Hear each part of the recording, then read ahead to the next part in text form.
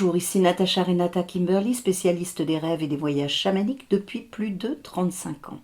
Cette vidéo qui fait partie de la catégorie des plantes de pouvoir est consacrée aujourd'hui à un arbre majestueux de la famille des Pinacées, originaire des régions froides et tempérées de l'hémisphère nord et que vous connaissez tous sous le nom de sapin. Il est reconnaissable à ses pommes de pin et à ses aiguilles qui sont fixées une par une à ses branches. On recense dans le monde environ 50 espèces de sapins classées en différentes sections. L'Europe compte à elle seule 14 espèces natives ou introduites, comme par exemple le sapin gracieux, le sapin blanc, le sapin subalpin, le sapin de Sibérie ou encore le sapin de Nordman. J'aimerais, avant de me pencher sur la véritable signification de la présence du sapin lors des festivités de Noël, vous parler de la symbolique des arbres en général. En effet, ceux-ci ont, de tout temps, représenté le lien qui existe entre le ciel et la terre, entre les mondes invisibles et le monde de la matière. De par leur structure, les arbres symbolisent les trois mondes chamaniques ainsi que l'accès à ces trois mondes.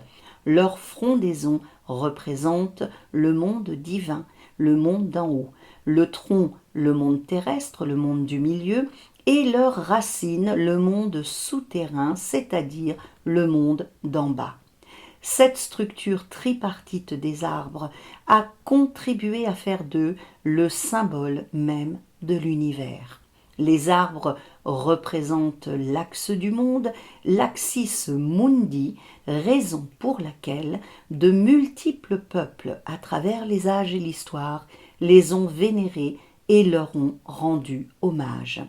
L'arbre de Noël est une survivance de cette vénération plusieurs fois millénaire, dont la symbolique se trouve au plus profond de notre mémoire collective, de la mémoire de nos ancêtres qui ont peuplé l'Europe bien avant l'arrivée du christianisme. Toutefois, l'arbre de Noël tel qu'on le connaît de nos jours est né officiellement à Sélestat, en Alsace, en 1521, où un édit municipal autorise à couper des petits sapins pour les célébrations de la Nativité.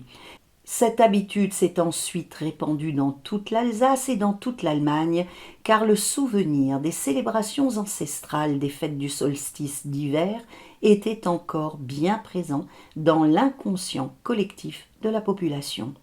En effet, bien avant cette date, comme au VIe siècle à Braga, au nord du Portugal, et en l'an 1000 à Worms, en Rhénanie, Rhineland-Pfalz, il était déjà coutume d'utiliser des feuillages verts et des branchages pour les fêtes de Noël et les décorations des habitations.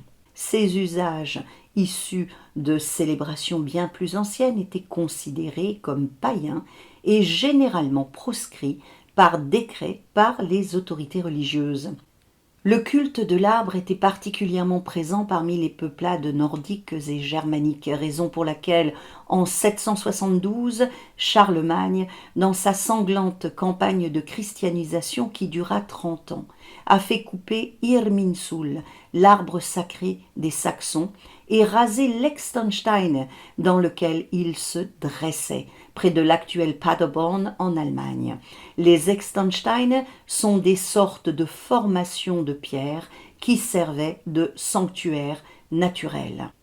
De la même façon et pour les mêmes raisons, c'est-à-dire pour démontrer la suprématie du christianisme sur les cultes et rituels populaires, Boniface de Mayence, en 723 ou en 724, fit abattre à Geismar dans la Hesse le chêne de Donar, également appelé Thor, dont il a utilisé le bois pour la construction d'une église dédiée à Saint-Pierre et qu'il a fait ériger sur le lieu même de l'abattage. Toujours pour asseoir sa supériorité sur les cultes premiers, l'Église chrétienne décida à chaque fois d'édifier ses bâtiments sur l'emplacement des anciens arbres sacrés comme cela a été le cas par exemple pour l'église du couvent de Lénine près de Brandenburg. Les autorités ecclésiastiques ont d'ailleurs laissé près de l'autel la souche de l'arbre bien visible afin que les fidèles aient un rappel constant et silencieux de cette suprématie. Pour la petite histoire, entre l'an 3000 et l'an 1000 avant notre ère, les Scandinaves gravaient déjà des conifères sur certaines de leurs gravures rupestres pour représenter leurs rituels. Il s'agit là probablement d'une mention à Yggdrasil, l'arbre du monde de la mythologie nordique. Cet arbre sacré, source de vie et de tout savoir, dont le nom signifie destrier du redoutable, était, selon les uns, un frêne et selon les autres un if. Le nom Yggdrasil est une référence à Odin Wotan, surnommé Ygg, qui veut dire le redoutable. Le pendant d'Yggdrasil, l'arbre du monde scandinave, se nomme dans les contrées germaniques Irminsul. Les sapins sont les dignes héritiers de ces arbres sacrés que vénéraient nos ancêtres et sont tout naturellement liés aux anciens rites du solstice d'hiver. Vous pouvez vous imaginer que dans ce contexte, la tradition de Noël a très vite trouvé un écho parmi les peuplades germaniques qui avaient de tout temps vénéré les arbres et avaient vu leur célébration brutalement interdite par la vague de christianisation sanglante qui avait déferlé sur l'Allemagne et les pays scandinaves, bien après celle qui a sévi dans les pays latins. Après l'Allemagne et les pays scandinaves, l'arbre de Noël est arrivé dans les différents États des États-Unis à la fin du XVIIIe siècle, introduit par des Allemands qui étaient soldats, marchands, médecins, professeurs, artisans. En Autriche, en 1813, dans l'ancienne Tchécoslovaquie en 1820, en Angleterre en 1821, par le biais d'une dame allemande de la cour d'Angleterre, en France pour la première fois en 1837, dans le jardin des Tuileries, sous l'influence d'Hélène de Mecklembourg, une princesse allemande, épouse du duc d'Orléans, en Russie à Saint-Pétersbourg en 1852 et en 1890 pour la première fois à la Maison-Blanche. En France, il faudra attendre 1905-1910 pour qu'apparaisse véritablement le sapin de Noël, la tentative d'Hélène de Mecklembourg étant restée sans lendemain. Comme vous l'aurez sans doute compris, l'arbre de Noël et donc le sapin, de par son origine, n'est absolument pas associé à la naissance du Christ, mais aux célébrations du solstice d'hiver, célébrations qui avaient lieu dans toute l'Europe, c'est-à-dire chez les Celtes, les Romains, les Grecs, les Slaves, les Baltes et les Germano-Scandinaves, jusqu'à l'arrivée du christianisme et de ses répressions sanglantes. À l'origine, l'Europe n'était pas chrétienne. Le christianisme est un apport étranger venu du Moyen-Orient, une région géographique où il est tout de même difficile de trouver un sapin. En tant qu'axe du monde, le sapin était le garant de l'ordre cosmique et symbolisait, pour les populations du Nord, la certitude du renouveau. Il leur permettait de garder l'espoir et de ne pas disperser inutilement leur précieuse énergie vitale. Cet arbre représentait la stabilité lors des périodes hivernales difficiles qui apportaient toujours avec elles le chaos et l'incertitude et incarnait le retour du soleil, la renaissance et la vie qui revient de façon cyclique. Le sapin représente encore aujourd'hui notre lien sacré avec les ancêtres qui ont foulé cette terre européenne, bien avant qu'ils ne soient les victimes d'une très longue et violente christianisation dont le but était de leur effacer la mémoire et de les couper radicalement de leurs racines et de leur origine. Pour les anglo-saxons, les sapins sont des evergreens, des arbres toujours verts, car leurs aiguilles ne tombent jamais. Ce sont des arbres à feuilles persistantes, ce qui les met en lien direct avec l'immortalité, l'éternité et la continuité de la vie au-delà de la mort.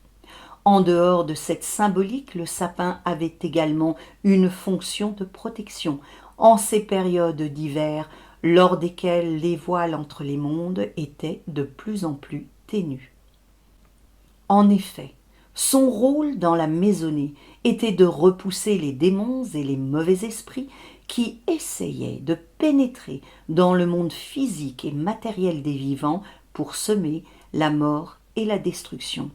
Et c'est vers le XIe et XIIe siècle que l'on trouve la mention de sapins garnis de pommes rouges qui, selon certains auteurs, ferait référence à l'arbre de la connaissance du bien et du mal évoqué dans le livre de la Genèse. Cette notion est évidemment une interprétation influencée par le christianisme.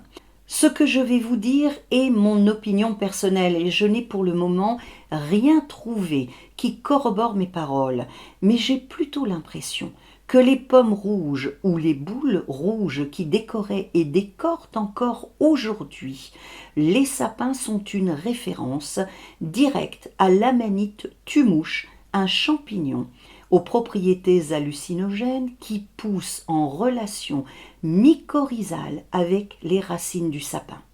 L'amanite tumouche était utilisée par les chamans des pays nordiques pour atteindre certains états modifiés de conscience, certaines transes qui leur permettaient l'accès à d'autres dimensions. L'explication symbolique de ces décorations de couleur rouge s'est perdue dans la nuit des temps. Toutefois, on sait de sources sûres que les chamans de l'hémisphère nord consommaient des amanites tumouches pour faciliter leur état de transe. On sait également que l'amanite tumouche pousse en relation symbiotique particulièrement avec le bouleau, qui est l'arbre des chamans sibériens, et avec le sapin, qui est l'arbre des chamans germano-nordiques. Pour moi, les boules rouges qui ornent le sapin de Noël est clairement une référence aux amanites tumouches qui sont des champignons sacrés pour toutes les populations chamaniques de l'hémisphère nord. En ce qui vous concerne, avant d'effectuer un voyage chamanique avec le sapin, vous pouvez consommer non pas une amanite tumouche, mais un peu de miel de sapin, ou bien encore boire une infusion à base de bourgeons de sapin en ayant l'intention de vous connecter à l'esprit de cette plante. Vous pouvez tenir une pomme de pin ou une brindille de sapin dans vos mains pendant votre voyage. Appeler le sapin dans votre vie et voyager avec lui vous permettra de puiser profondément dans les ressources naturelles de la terre-mère tout en vous connectant au ciel, de vous relier à vos ancêtres, à ceux qui étaient là bien avant le christianisme, de retrouver l'espoir et l'énergie pour continuer votre route, d'entamer un processus de régénération aussi bien sur le plan physique qu'énergétique ou encore spirituel, et de recouvrer votre équilibre et votre santé. Si vous êtes dans une période de découragement et de baisse d'énergie et que vous souhaitez retrouver votre morale ainsi que votre capacité à résister à l'adversité et avoir l'énergie nécessaire pour vous diriger vers la lumière et le renouveau, le sapin est l'arbre qu'il vous faut et que vous pouvez solliciter, car il est celui qui vous permettra d'acquérir la force de poursuivre votre chemin et de supporter les difficultés et les obstacles que vous pouvez rencontrer. J'espère que cette vidéo vous donnera envie de voyager avec le sapin, un arbre de nos régions sacré, généreux, mystérieux et d'une grande profondeur. Si vous souhaitez en apprendre plus sur la véritable histoire de Noël, je vous invite à cliquer sur le lien qui se trouve en dessous. Et si vous avez apprécié cette vidéo, n'hésitez pas à aimer ce contenu et à vous abonner à la chaîne. Et cliquez sur la cloche pour être prévenu de la sortie des prochaines vidéos. Si vous avez envie, laissez un commentaire. Rêvons et voyageons ensemble.